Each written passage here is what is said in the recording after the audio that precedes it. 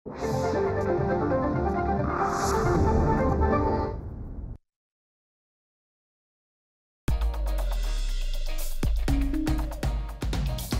करावे, कर्म करावे, निर्धाराने लढत राहावे, संकटांची करुणी संधी, शिखर पेलले स्कंधी.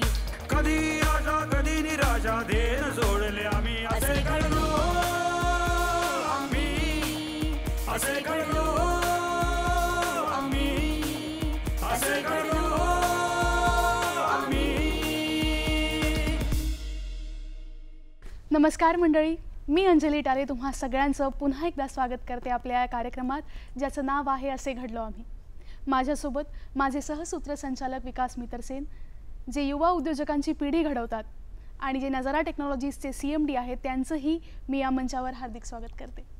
मंडळी, आता जर मी तुम्हाला असं विचारलं की तुम्ही तुमच्या आयुष्यात अगदी जवळून पाहिलेली बहुआयामी व्यक्ती कुठली, तर ती व्यक्ती म्हणजे तुमची आई, मुळात एक स्त्री. तर मंडळी, आपल्याला आज ज्या पाहुण्या लाभलेल्या आहेत त्या अशाच बहुआयामी व्यक्तिमत्वांपैकी एक आहे. तर स्वागत करूया परोपकारी, लेखिका, कवयित्री, प्रेरक, मोटिवेशनल स्पीकर, हिंदी साहित्य अकादमी महाराष्ट्राच्या उपाध्यक्षा, सेंट्रल बोर्ड ऑफ फिल्म सर्टिफिकेशनच्या सदस्या आणि लोढा फाउंडेशनच्या अध्यक्षा डॉक्टर मंजू लोढा मॅडम यांचं. मॅडम, तुमच्या या मंचावर हार्दिक हार्दिक स्वागत आहे. धन्यवाद. इतक्या बहुआयामी भूमिका तुम्ही निभावत आहात आणि एक स्त्री म्हणून मला तुमचा खूप खूप अभिमान है. आपका बहुत बहुत धन्यवाद अंजलि जी, इतना सुंदर परिचय देने के लिए. सबसे पहले तो मैं असे घडलो आम्ही के जितने भी श्रोताओं हैं उन सबको मैं अपना अभिनंदन करती हूँ, अभिवादन करती हूँ. और साथ में विनोद जी और अंजलि जी, आपका मैं बहुत बहुत धन्यवाद करती हूँ कि आज इस सुंदर से कार्यक्रम में आपने मुझे आमंत्रित किया और अपने भावों को प्रकट करने का एक सुअवसर प्रदान किया, एक अच्छा सा मंच प्रदान किया. हमें अभी कुछ इंसाइट्स दीजिए आपकी अर्ली लाइफ. अब तो आप बहुत आगे निकल चुकी हैं लेकिन पहले क्या होता था लाइफ में, इन्फ्लुएंसेस जिसने आपके करियर को शेप करा. देखिए, मैं तो ऐसे कवयित्री हूँ, तो मैं अपनी जो ज़िंदगी की एक शुरुआत है वो एक कविता में प्रस्तुत करती हूँ आपके समक्ष. कि बचपन से देखा करती थी एक ख्वाब, बुना करती थी एक स्वप्न जाल, कि बड़ी होकर मैं भी कुछ बनूंगी, अपना एक अलग व्यक्तित्व गढ़ूंगी. पर क्या इतनी समझ न थी, उलझी उलझी सोचती.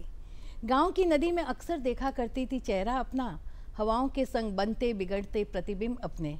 फिर लहरों की भांति मैं भी हिरनी सी छलांग लगा लेती, गुल्ली डंडा खेलने में मगन हो जाती और अपने बचपन को जीने लगती.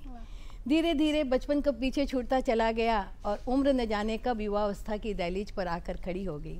आँखों में तैरने लगे कुछ हसीन सपने, काला कोट पहनकर बन जाऊँ मैं वकील, अपनी दलीलों से सबको मात कर दूं, असमर्थों के लिए लड़ूं और सच का साथ दूं. पर ये सपना भी कांच के बर्तन की तरह टूट टूट कर बिखर गया, क्योंकि छोटी सी उम्र में ही विवाह हो गया. 18 साल में विवाह हो गया, 19 साल में पहला बच्चा, 21 साल में दूसरा बच्चा. नया सफ़र, नई ज़िंदगी, नई गृहस्थी, और जो सपने खुद के लिए देखा करती थी अब वही उन्हीं आँखों में अब बच्चों के लिए सपने देखना शुरू कर दिया. पर एक दिन बच्चे भी बड़े हो गए, उनका भी अपना एक अलग आसमान बन गया. फिर दबी हुई इच्छाओं ने सर उठाया कि चलो भाई अब कुछ कर लिया जाए, कौन सी उम्र बीत गई है. और फिर मैंने अपना जो काव्य पाठ है, लेखन है, वो सब सारा शुरू कर दिया और अपना एक फाउंडेशन की स्थापना कर दी. और धीरे धीरे मैंने 12 पुस्तकें लिख दी और परमवीर चक्र और वॉर डायरी 2015 ने मेरे जीवन में एक अलग ही मेरे को एक मार्गदर्शन दिया. और इस किताब ने मुझे एक नई पहचान भी दी, क्योंकि ये अपने उन वीरों के लिए था जिन्होंने अपने प्राण अपने देश के लिए बलिदान कर दिए. और ये 21 परमवीर चक्र विजेता हैं, जिनमें से 7 को जीवित रहते ये मिला. ये हमारा सबसे बड़ा अवार्ड है जो कि हमारे वीर सैनिकों को दिया जाता है. और आज उनमें से 3 जीवित हैं, बाकी सभी शहीद हो गए. तो उनके बारे में लिखा, जिसका विमोचन फिर मैंने मुंबई में किया, अपने गवर्नर हाउस में किया. फिर मैंने लंदन में जाकर भी इसका विमोचन किया. और हमारे रक्षा मंत्री जो उस समय थे मनोहर जी, उन्होंने भी इसका विमोचन किया. और इस पुस्तक की एक प्रति मैंने मोदी जी को भी भेंट की. और मेरा ये सफ़र धीरे धीरे शुरू हुआ और आज मैं देखिए आप लोगों के बीच में हूँ. वाह, क्या बात है. आपने तो मुझे भी सुपर सीड कर दिया. 12 पुस्तक लिख दी. जी जी. मैंने 8 पुस्तक पब्लिश करी हैं जी. और 3 और हैं इन दी ऑफिंग.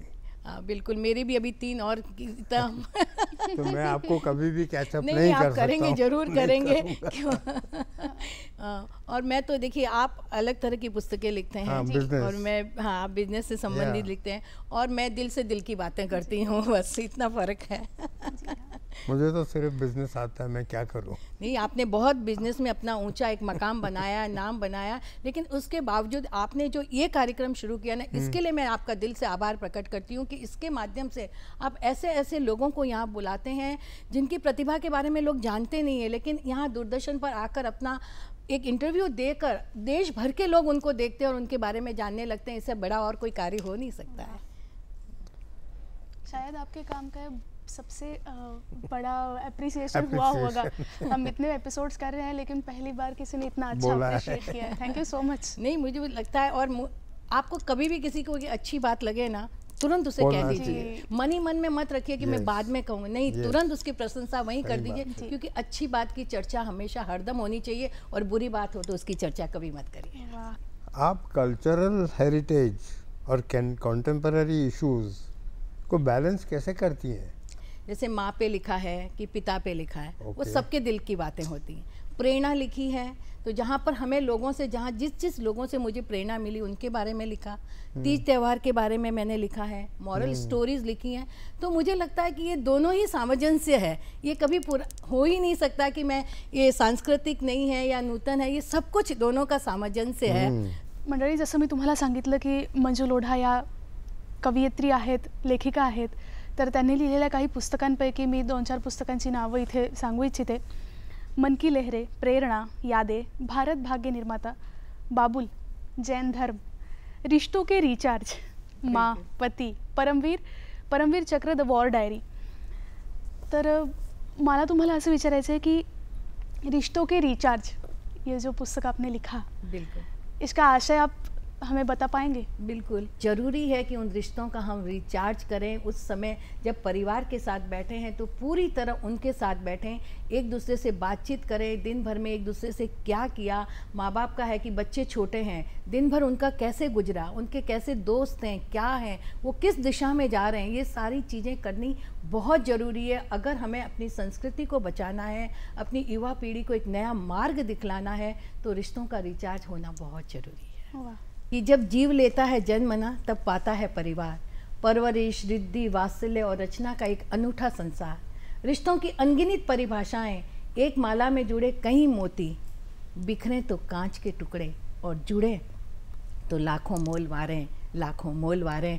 तो अगर वो जुड़ के अगर परिवार रहता है ना, तो वो दुनिया में चाहे कितनी भी कठिनाइयाँ आए, बाधाएं आए, सबका सामना कर कर आगे निकल सकता है। तुमचं सगळ्यात आवडतं पुस्तक कुठलं आहे आणि का ते तुमच्या अगदी जवळचं आहे? एक छोटी सी कोशिश की, आज क्या होता है हमारे बच्चों से हम पूछते हैं, आप हजारों फिल्मी नायकों के नाम तो वो ले लेंगे, लेकिन हमारे 2 कई वीरों के नाम लेने हों तो उन्हें पता नहीं होता है। तो मैंने एक छोटी सी शुरुआत की कि इसी माध्यम से शायद उन तक ये बातें पहुंच जाएं। और मैंने इस परमवीर चक्र वॉर डायरी के लिए मैंने है ना कई स्कूलों में जाकर प्रदर्शनी भी लगाई थी। तो मुझे हमेशा कविवर माखनलाल चतुर्वेदी की 4 पंक्तियाँ याद आती हैं, जहाँ एक पुष्प भी कामना करता है कि चाह नहीं सुरबाला के गहनों में गूथा जाऊं, चाह नहीं प्रेमी माला में बिनकर प्यारी को ललचाऊं, चाह नहीं सम्राटों के सब पर ये हरी डाला जाऊं, चाह नहीं देवों के सिर पर चढ़ूं, अपने भाग्य पर इठलाऊं, मुझे तोड़ लेना वनमाली, उस पथ पर तुम देना फेंक, मातृभूमि पर शीश चढ़ाने जिस पथ पर जाएं वीर अनेक, जिस पथ पर जाएं वीर अनेक। जब एक पुष्प ये कामना कर सकता है तो हम देश के नागरिक होकर कैसे पीछे रह सकते हैं। दौलत जो होती है, दुनिया की सारी दौलत तराजू के एक पलड़े में रख दी जाए, एक पलड़े में एक सैनिक की बहादुरी, उस बहादुरी का पलड़ा हमेशा भारी रहेगा, क्योंकि सैनिक हैं, हमारी सेना है तो हम हैं, और हमारा अस्तित्व है, हमारा देश है। आप जैनी हैं जी। आपको ये बताऊंगा कि मेरा भी सरनेम जैन था जी। और जैन हूँ मैं। अरे वाह, तो ये तो बहुत अच्छी बात ये है। हम मित्रसेन नाम तो मैंने अलग से बाद में रखा, बेकार। क्योंकि मेरे ग्रैंडफादर का नाम था मित्रसेन जैन, अच्छा, और वो मैंने अडॉप्ट करके जैन की जगह मित्रसेन कर दिया। बिल्कुल। और बड़ी मुझे भी जैन होने की, क्योंकि जैनिज्म में एक भगवान महावीर ने जो सिद्धांत दिए हैं ना वो बहुत जरूरी हैं। उन्होंने बहुत अनेकांतवाद, अपरिग्रह, ब्रह्मचर्य, अभय, वीरता, सत्य, जो ऐसे हैं कि जो हर एक के लिए कार्य हो सकता है। लोढा फाउंडेशनला सुरुवात झाली। बिलकुल. लोढा फाउंडेशनच्या स्थापनेत विश्व कल्याणाची खूप मोठी भूमिका आहे, तर त्याच्याबद्दल तुम्ही काय सांगाल? जी. लोगों को मेहंदी सिखाना, ब्यूटिशियन का, इंग्लिश स्पीकिंग, पर्सनालिटी डेवलपमेंट, और जैसे पुरुषों के लिए मोबाइल रिपेयर है, जी. वेल्डिंग का काम है। आज जैसे हर एक को ब्यूटिशियन की ज़रूरत होती है, आप देखिए। जी. तो आज कई लड़कियां जब मुझे मिलती हैं कि अरे आपके फाउंडेशन से हमने सीखा और आज हम मतलब महीने के 10,000, 15,000, 20,000 कमा रहे हैं, तो अपने को कितनी खुशी मिलती है कि नहीं वो अपना जीवन यापन कर रही है। तो इसी तरह के हमने यहाँ से शुरुआत की और वहाँ से शुरुआत होते होते फिर आगे बहुत काम बढ़ते गए। तो हम लोगों ने जैसे हमारी मोबाइल लाइब्रेरी चलती है, हमारी मोबाइल मेडिकल वैन चलती हैं, तो इस और हम बच्चों के लिए, युवाओं के लिए, बूढ़ों के लिए, सबके लिए कार्य करते हैं। इतने सारे काम मैं आपको बताऊं, एक तो हमने शुरुआत की थी, यूनिक था, सीनियर सिटीजन को सिखाना how to use the smartphone, how to learn, क्योंकि वो घर में बैठे हैं, उनके सब बच्चे बाहर हैं, तो कम से कम वीडियो कॉलिंग तो कर सकते हैं। तो डोर स्टेप तक हम गए, एक एक बिल्डिंग में, एक एक क्लब में जाकर कि वो सीखें। हमारे लैपटॉप रहते थे, हमारे सिखाने वाले जाते थे, उनको मंडे टू फ्राइडे उनको सिखाते थे। इस तरह के हमने 50,000 से अधिक लोगों को हमने सिखाया। हमने महिलाओं के जैसे स्वास्थ्य को लेकर हमने बहुत सारे हम कैंप लगाते हैं और हमने मेमोग्राफी के इतने कैंप किए कि हमें डॉक्टर एडवानी जो कि कैंसर स्पेशलिस्ट हैं, उनके द्वारा हमें मेडल मिला। कांटे आते हैं तो आने दो, तुम सिर्फ एक फूल खिला दो, अंधेरे को कोसो मत, तुम सिर्फ एक दीप जला दो, एक फूल की भी सुगंध सूची दूर दूर तक जाती है, एक दीप की कनक मलिका तम पर विजय मनाती है, जो एक एक फूल खिला दें हम सब मिलकर तो चीर बसंत कहलाए, और जो एक एक दीप हम सब मिलकर जला दें ना तो अंधकार का नामो निशान मिट जाए, अंधकार का नामो निशान मिट वाह जाए। वाह। आप जैनिज्म की, एक मिनट, जैनिज्म की बात कर रही हैं जी आप, कभी मेरे साथ खार चलिए। जी। मेरे ग्रैंड मदर ने बहुत बढ़िया जैन मंदिर बनाया है, अरे वाह, महावीर जैन मंदिर। अरे वाह। और विकास जी मैं आपको बता दूं, मैंने अब तक बॉम्बे में 9 जैन मंदिर मैं बना चुकी हूँ और उनकी प्रतिष्ठा कर चुकी हूँ, और कई गणपति मंदिर भी बनवाए हैं मैंने। तो हर जगह, और अपन ध्वजा वाले मंदिर ही बनाते हैं पूरे, तो ताकि लोग अधिक से अधिक जाएं, दर्शन करें। इनिशिएटिव्स क्या है आपके लोधा फाउंडेशन? नहीं, मैंने अभी जैसे सब बताया इनको। हाँ, बचत घट हमने बनाए हैं, बचत घट की महिलाओं को हम आगे बढ़ने के लिए प्रेरित करते हैं। आपको मैं बताऊं, कोविड में मैंने जैसे है ना कोविड सेंटर खोल दिया था, 100 बेड अचानक 2 दिन में हमने खड़ा किया उसको, क्योंकि लोगों को जगह नहीं मिल रही थी। हमने कितने वैक्सीनेशन, 35,000 से अधिक वैक्सीनेशन लोगों को लगाया। 1.5 से 2 महीने तक हमने लगभग 20,000 फूड पैकेट प्रतिदिन हमने वितरित किए। फिर हमने जैसे हमारे 2 गाड़ियां हमने ले ली थी, जिसमें लोगों को डोर स्टेप तक जाकर हमने फ्रूट, अनाज, सारे चीज़ें पहुंचाई, क्योंकि लोग घबरा रहे थे, उतर नहीं सकते थे, तो उनके फ़ोन आते थे। फिर उनके घरों में सैनिटाइज करना है, उनकी टंकियों को साफ़ करवाना है। मैं आपको बताऊं, पूरे 2 साल कोविड में हमारे फाउंडेशन के एक व्यक्ति ने छुट्टी नहीं ली। आपको बताऊं, मैं उनका धन्यवाद करना चाहती हूँ कि मैं फाउंडेशन की अध्यक्षा मात्र हूँ, लेकिन अगर वो सब कार्य करने वाले नहीं हो तो हम कैसे लोगों तक पहुँचेंगे। तो मेरा मतलब जो सपोर्ट है वो हमारे जो काम करते हैं हमारे साथ में, उनका सपोर्ट की वजह से हमारा फाउंडेशन चलता है। तो मैं दिल से उनका धन्यवाद करना चाहती हूँ। 2500हून अधिक लसीकरण तुम्ही केलं होतं। जेव्हा लसीकरणाचा भाग जेव्हा आला होता, त्याच्यानंतर त्यांनी कोविड लसीकरण केंद्रसुद्धा सुरू केलं होतं। त्यात 4 वर्ष वयोगटात 35,000हून अधिक छोट्या मुलांचं लसीकरणही त्यांनी केलं होतं। परमवीर चक्र जरूर मैंने जब गई थी लंदन वगैरह, तो लोगों ने मुझसे खरीदी थी, लेकिन उससे जितने भी पैसे आए वो सब मैंने ऐसे कैसे आर्मी में डोनेट कर दिए थे। जैसे गुलशन नंदा, वेद प्रकाश शर्मा से लेकर मैंने महादेवी वर्मा, जयशंकर प्रसाद, नीरज जी, सबको मैं पढ़ती हूँ, बच्चन जी, तो उन्होंने ही मुझे जीवन में आगे बढ़ने को प्रेरित किया। और मैं जो आज हूँ तो उसमें मेरे ऐसे कहते हैं ना कि behind every successful man there is a woman. मैं कह सकती हूँ कि मेरे परिवार का पूरा पुरुष वर्ग मेरे पीछे है। मेरे ससुर जी और मेरे पिताजी का सबसे पहले मैं धन्यवाद करती हूँ कि उन दोनों ने मुझे इतना आगे बढ़ने को कहा कि मंजू आगे बढ़। मेरे ससुर जी ने तो मुझे बड़े बड़े मंच दिए, जहाँ पर मैंने अटल जी के साथ मंच साझा किया, मैंने विलास राव जी के साथ किया, मैं मोदी जी के साथ मंच पर बोली, लता जी के साथ ने बोली। तो मुझे लगा है कि मैं कितनी भाग्यशाली हूँ कि मेरे परिवार के लोगों ने मुझे आगे बढ़ाया। पिताजी हर जो से सामाजिक कार्यक्रम होते तो बोलते मंजू 2 शब्द बोल, तो उन्हें बड़ी खुशी होती है। मैं देखती उनके चेहरे चमकते थे जब मैं बोलती थी। फिर मेरे पतिदेव हैं, बच्चे हैं, अभी तो बहुए पोते पोतियाँ सब कहते हैं कि आप जो भी करो हम सब आपके साथ में हैं। पर मैंने अपनी माँ को अपनी प्रेरणा माना है, क्योंकि माँ से मैं बहुत छोटी उम्र में मेरी माँ चली गई थी जब मैं 26 साल की थी, लेकिन उस छोटी 26 साल में उसने मुझे 7 जन्मों का प्यार दे दिया था। इतना था मेरी माँ को आज भी लोग गांव में याद करते हैं। अक्सर हम लोग छत पर सोते थे, आसमान में चमकते तारों को देखते थे। एक दिन माँ ने देखा, बोली बेटा ये क्या कर रही हो? मैंने कहा माँ आसमान में चमकते हुए तारे देख रही हूँ।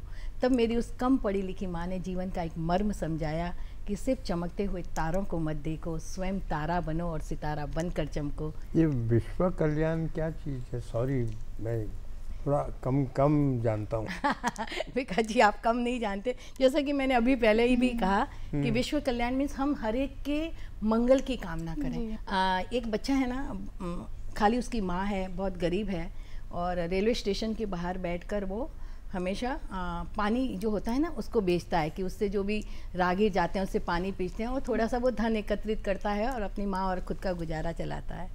एक दिन विकास जी जैसे एक व्यक्ति उतरे ट्रेन से और वो बाहर आए, तो वो दौड़कर उनके पास गया और बोला कि पानी लीजिए बाबूजी, पानी लीजिए।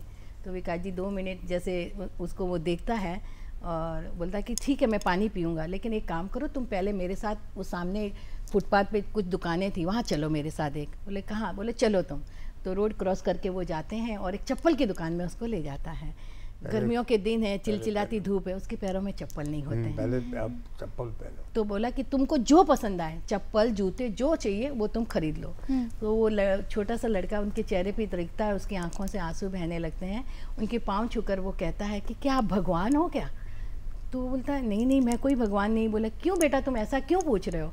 बोला कल शाम को ही मैं भगवान के सामने बैठकर प्रार्थना कर रहा था कि भगवान कितनी गर्मी है, काश मुझे कोई चप्पल मिल जाए तो मैं और दौड़ दौड़ के काम करूँगा, 2 पैसे अधिक कमाऊँगा। लेकिन कल तो मैंने शाम को प्रार्थना की और आज तो आप आ गए। बोले नहीं बेटा मैं भगवान नहीं हूँ। तो फिर आप भगवान के खास दोस्त तो ज़रूर हो, जो आज भगवान ने आपको मेरे लिए यहाँ भेजा है। मोक्ष वाहन नावाचं एक यांची सुविधा आहे जी मृतांना नेण्यासाठी एक विशेष सुविधा आहे जी। तो याची संकल्पना तुम्हाला कशी सुचली की आपण एक मोक्ष वाहन सुद्धा अशी एक सेवा आपल्या समाजापर्यंत पोहोचवली पाहिजे? कई लोगों को जैसे कि जब ले जाना पड़ता है तो महंगा भी लगता था कि किस तरह से हम ले जाएं मोक्ष वाहिनी में ना। तब हमारे दिमाग में आया क्यों ना ये सुविधा एक नई कार्य है, ये हम प्रदान करें तो उसमें उस जीव को लेकर जाया जाए। पहले हम तो सारी सुविधा करके भी देखते थे। और आप मैं बताऊं आपको, मेरा एक लोढ़ा धाम में मेरी एक पुस्तकालय है जिसमें 4.5 लाख किताबें हैं। हाँ 10 लाख किताबें आ सकती, इतना बड़ा मैंने वो पुस्तकालय बनाया है। और जैसे मोबाइल 2 वैन तो मेरी चलती ही हैं। और अमरसस गार्डन के बाहर भी है ना, हमने एक वो पुस्तकालय बना रखा है छोटा सा, कि कोई बुजुर्ग वगैरह जाएं पढ़ना चाहें तो वहाँ पढ़ सकते हैं। और इस स्किल डेवलपमेंट आदिवासियों को जैसे सिखा रही हूँ, भिवंडी में है, वहाँ मैंने सेंटर खोल दिया है। फिर कंप्यूटर तो कम से कम आज तक मैंने 2 लाख से अधिक लोगों को सिखा लिए होंगे। संगीत सिखाते हैं, मतलब हर तरह की। मैं सोचती हूँ कि जो बच्चा जिसको जो चीज़ की ज़रूरत है वो उसे अपने सुविधा अनुसार वो सीखे और अपने पैरों पर खड़ा हो सके, अपना देश का भविष्य अच्छा हो सके, यही एक मन में कामना रहती है। लोढा फाउंडेशनच्या अंतर्गत जे शैक्षणिक उपक्रम चालतात त्यामध्ये तुम्ही ठाणे आणि डोंबिवलीच्या त्या भागातल्या आदिवासी मुलींसाठी हे काम करत असतात। या दरम्यान तुमच्या ज्या शाळा आहेत लोढा फाउंडेशनच्या, त्याच्यामध्ये पण आपले विद्यार्थी आणि हे सगळं चाललं असं शिक्षण, त्याची प्रोसेस, तर तुमचा विद्यार्थ्यांबरोबरचा अनुभव कसा आहे? बहुत अच्छे हमारे विद्यार्थी, हमें लगता है ना कि डोंबिवली है, नाला सुपारा है, लेकिन जब हम एनुअल डे पे जाते हैं और उनका जब देखते हैं किस तरह से वो परफॉर्म भी करते हैं तो इतने अच्छे से, उनके अंदर इतना टैलेंट है। हमें उनका टैलेंट बाहर लाने की ज़रूरत है। हमारे 9 स्कूल हैं हाँ टोटल, जिसमें 2 स्कूलों को मैं देखती हूँ, डोंबिवली और नाला सुपारा। तो इतनी कम फीस होने से हमारे सारे बच्चे वहाँ आना चाहते हैं। मेरे को मतलब सुबह से लगा कि शाम तक मुझे 3 करके मुझे बच्चों को पढ़ाना पड़ता है। लगभग 3000 1000 से अधिक स्टूडेंट मेरे वहाँ 2 स्कूलों में हैं। वाह वाह। कि सबको वहाँ, क्योंकि और सारी शिक्षा अच्छे से होती है, उनको म्यूज़िक भी सिखाया जाता है, डांस भी सिखाया जाता है, कराटे भी सिखाया जाता है। ये नहीं कि कम फीस है तो हमारी शिक्षा वैसी क्वालिटी, हम क्वालिटी के साथ हम जी। देते हैं सब। मैं काफ़ी कॉलेजेस में जी इनवाइट होता था, यहाँ की कॉलेजेस बॉम्बे की, जी जो जहाँ पासिंग आउट स्टूडेंट्स हैं, हाँ तो वो बाहर काम पे जाने वाले हैं, नौकरी पे जाने वाले हैं, तो उनको मैं एडवाइस करता था क्लासरूम में जाके बिल्कुल कि उनको किस तरीके से जाना है, सही बात है, किस बहुत तरीके जरूरी से है। देखना है, हाँ, क्योंकि उनके लिए जो पुराना रह गया वो तो निकल गया, सही। आगे उनको पता नहीं है क्या एक्चुअली करना है। क्या करना तो है, दैट वाज माय रोल, सही बात टू है, go and show them the way to the world. बिल्कुल। और आपको मैं बताऊं, मैं ज्ञान गंगोत्री काव्य मंच चलाती हूँ पिछले 17 साल से, जहाँ हमारी सारी जो गृहिणियाँ, जो हमारी होम मेकर हैं, जी। सबके अंदर कुछ न कुछ होता है कि मैं आऊँ आगे कुछ बोलूँ, लेकिन प्लेटफॉर्म नहीं मिलता है। तो हमने ये क्रिएट किया और आज हमारी 70 मेंबर हैं, सबके सब बोल सकती हैं, कविता कर सकती हैं, कईयों की किताबें भी छप गई। जी। तो हमने एक घूमर का प्रोग्राम किया था, 350 महिलाएं हमने एक साथ घूमर किया। ओके। तो इस तरह के हमारी संस्कृति को भी प्रमोट करना बहुत जी। जरूरी है। हाँ। हमने लास्ट में हम एक मटेरियल क्वेश्चन पूछेंगे। हमने सुना है कि आपको अनगणित अवार्ड्स मिले हैं। जी। कुछ 2-3 बता दीजिए, सब तो हम सुन भी नहीं सकते, आप बोल भी नहीं सकते। नहीं, सही है, बिल्कुल। हाँ, ये तो ईश्वर का आशीर्वाद है जो इतने अवार्ड मिले, लोगों ने मेरे काम को पहचाना। और मुझे सबसे अच्छा लगा था जब मेरे गांव में मेरा नागरिक अभिनंदन हुआ था कई संस्थाओं के माध्यम से। तो जिस गांव की बेटी हूँ वहाँ अगर आपका अभिनंदन होता है, वो मुझे बहुत अच्छा लगा था। फिर अभी हमारे जैन समाज के द्वारा पूरे इंडिया से 22 लोगों का सम्मान हुआ, उसमें मेरा सम्मान हुआ, तो मुझे बहुत अच्छा लगा। ऐसे मुझे मेयर अवार्ड भी मिला, महाराष्ट्र रत्न अवार्ड भी मिला, टाइम्स ऑफ इंडिया से भी मिले, बहुत सारे मतलब अवार्ड मिले। लेकिन सबसे अच्छा मुझे लगा कि मेरे पूरे जीवनी को लेकर टाइम्स ऑफ इंडिया ने एक कॉफ़ी टेबल बुक निकाली, Manju all that I am.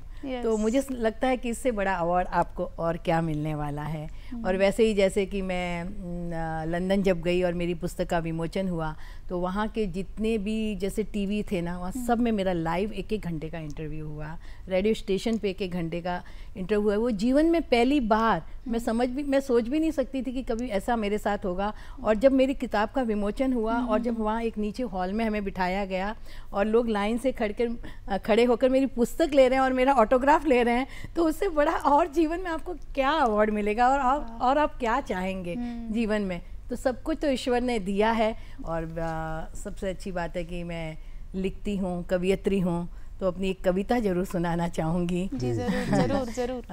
मायके जाने पर बाबूजी रेलवे स्टेशन या हवाई अड्डे पर लेने नहीं आते हैं। अब माँ दरवाजे पे खड़ी खड़ी मेरी बाट नहीं जोती, मेरी बलैया नहीं लेती, बिटिया कितना दुबला गई है ये नहीं कहती है। भाई बहन यथासंभव कोशिश करते हैं कि माता पिता की याद मुझे न आए, उनकी कमी न महसूस होने पाए, बहुत स्नेह और प्यार देते हैं। लेकिन भला ऐसा कभी हो सकता है अंजलि जी, मायके जाओ और माता पिता की याद ना आए? भला कैसे भूल सकती हूँ मेरे जाने पर मेरे मनपसंद व्यंजनों का माँ को बनाना और अपने हाथ से मुझे खिलाना? कैसे भूलो माँ के हाथ के बने हुई वो मठड़ी, वो अचार, वो पापड़, वो बड़ी? और कैसे भूलो कि माँ बाप कि जब मायके जाने की बात होती थी तब माँ के लिस्ट बननी शुरू हो जाती थी कि बिटिया के साथ क्या क्या जाएगा। उनकी रसोई में हलचल मचनी शुरू हो जाती थी और पापा को एक लंबी फहरिस्त दी जाती थी कि बाज़ार से जाकर क्या क्या लाना है। और बातें करते करते माँ की आँखों में हमेशा मैं नमी देखा करती थी, उनकी आवाज़ भरा जाती थी कि अब बिटिया चली जाएगी। पिताजी आते जाते सिर पर हाथ फेरते और आशीर्वाद देते थे। कैसे भूलूं रात को सबका इकट्ठे होकर बैठना छत पर, और मैं माँ की गोद में सर रखकर लेट जाती थी और फिर से एक बार छोटी सी बच्ची बन जाती थी। और जी करता था कि फिर उनसे रूठूं, लड़ूं, झगड़ा करूं, अपनी जिद मनवाऊं, एक एक चीज़ की मांग करूं। आज तो उन सब बातों से मन में हंसी भी आती है, लेकिन जी भी तो उन्हीं बातों से खुश होता है। कैसे भूलूं जब माँ के लकीरें भरे हाथों को चूमने का मन करता था, उनके पाँवों पर सिर रखकर सजदा करने को मन करता था, उनके रूखे बालों में तेल लगाकर उनके बाल बनाने को मन करता था, उनकी पसंद की चीज़ें बनाकर उन्हें खिलाने को मन करता था, माँ की माँ बन जाने को मन करता था। कैसे भूलूं। अक्सर होता है कि माँ कितनी छोटी उम्र में महिलाओं के लड़कियों की विवाह हो जाते हैं, 18-20 होती हैं, उनका लड़कपन वो कहीं भूल जाती हैं, वो अपने बच्चों को लिए जीती हैं, अपनी गृहस्थी के लिए जीती हैं। लेकिन एक समय जब हम बच्चे बड़े हो जाएं तो हमारा भी कर्तव्य बन जाता है कि माँ के उन सारे सपनों को फिर से पूरा करें, उनको फिर से एक बार लड़की बनाएं और लड़की बनकर उन इच्छाओं को जीने दें। भला कैसे भूल जाऊं, सुबह सुबह उठकर पापा के साथ लंबी सैर पर चली जाया करती थी, घंटों उनसे बातें करती थी और वो तो मुझे इस तरह से समझाया करते थे कि आज भी मैं वो छोटी 5 साल की बच्ची हूँ। लेकिन सच है विकास जी, हम कितने भी बड़े क्यों ना हो जाएं, बच्चे युवा हो जाएं, बूढ़े हो जाएं, लेकिन कभी भी इतने बड़े हो नहीं पाते हैं कि ममता का आंचल उनको ढाँप न सके।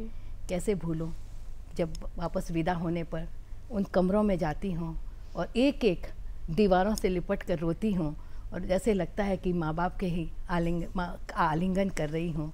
कैसे भूलूं घर से निकलते हुए भाई के सर पर भाल पर तिलक लगाती हूँ, उसकी लंबी उम्र की भगवान से प्रार्थना करती हूँ। फिर अब मायके फिर वापस कब आना होगा पता नहीं, लेकिन दरवाजे पर माँ की कमी और रेलवे स्टेशन और हवाई अड्डे पर पापा की कमी को महसूस करती हूँ, पापा की कमी को महसूस करती हूँ। तो मैं तो सब सुनने वालों से यही कहना चाहती हूँ कि जिनके माता पिता सास ससुर जीवित हैं, प्लीज़ उनका सम्मान करें, कोशिश करें कि उनके साथ रहें।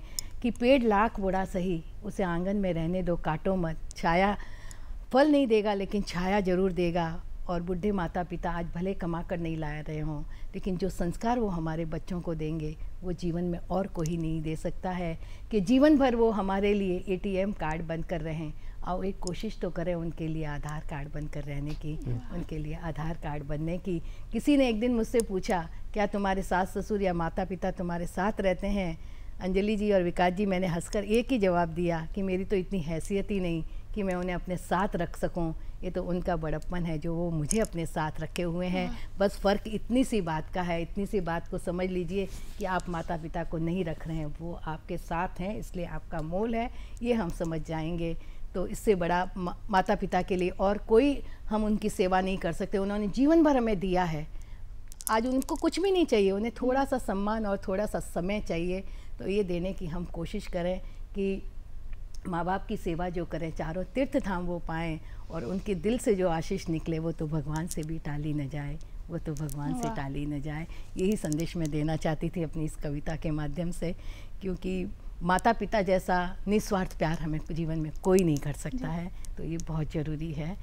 और मेरा मन पसंदीदा मुक्तक यही है कि हवाओं से कह दो कि अपनी औकात में रहें, हम परों से नहीं हौसलों से उड़ा करते हैं, हौसलों से उड़ा करते हैं। बहुत बहुत आपका दिल से धन्यवाद करती हूँ कि आज आप मुझे यहाँ पर आमंत्रित किया। और असे घड़लो आमी के सभी श्रोताओं को भी जो कि मुझे आज सुन रहे हैं, आप सबका भी आशीर्वाद मुझे दीजिएगा। आपका पुनः एक बार बहुत बहुत मैं अभिवादन करती हूँ, अभिनंदन करती हूँ कि आपने इतना अमूल्य समय मुझे सुनने के लिए दिया। बहुत बहुत धन्यवाद। Thank you. हरिशंकर हरी म्हणतात विश्व कल्याणाबद्दल की विश्व कल्याण के लिए जब कर्म होता है, मानवता का सिर्फ वही एक शुभ धर्म होता है।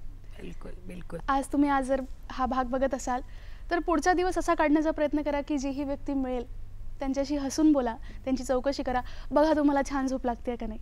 तोवर मी अंजली टाले आणि माझे सहसूत्रसंचालक विकास मित्रसेन तुमची रजा घेतो। पुन्हा एकदा भेटूया लवकरच। धन्यवाद। Thank you. यज्ञ करावे, कर्म करावे, निर्धाराने लढत राहावे, संकटांची करुणी संधी शिखर पेलले स्कंधी। कधी आशा कधी निराशा देण सोडले आम्ही, असे घडलो आम्ही, असे घडलो आम्ही, असे घडलो आम्ही, असे घडलो आम्ही, असे घडलो आम्ही।